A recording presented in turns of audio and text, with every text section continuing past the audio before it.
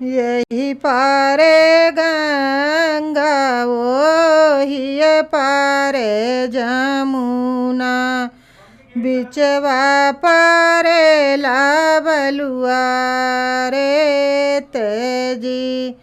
वही बलुआ रे तेवा में जोगी एक बसेला, जटवा दिहल छितराए जी।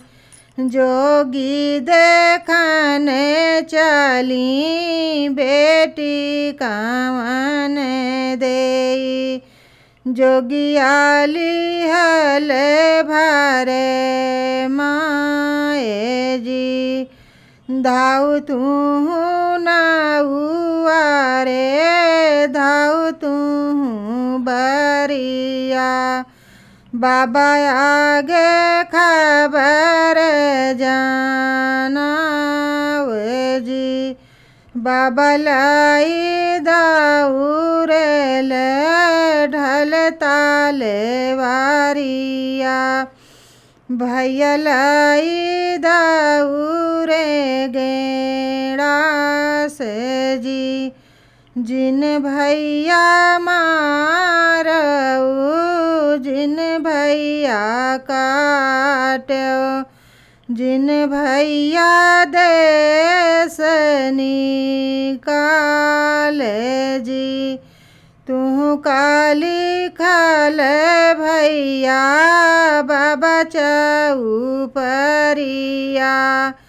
हम काली खल दूर देश जी। दिए हुए माया छत लोटवा, शिव पूजन हम जाब जी। घुमरी घुमरी कन्या शिव बाबा पूजली, शिव बाबा से लाठा ठाए जी।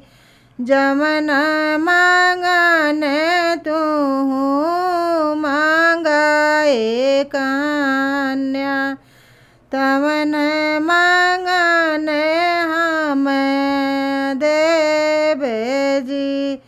बाबा के मांगी लायन धान सोनेवा, अम्मा के दिहा जेठ भाई जी।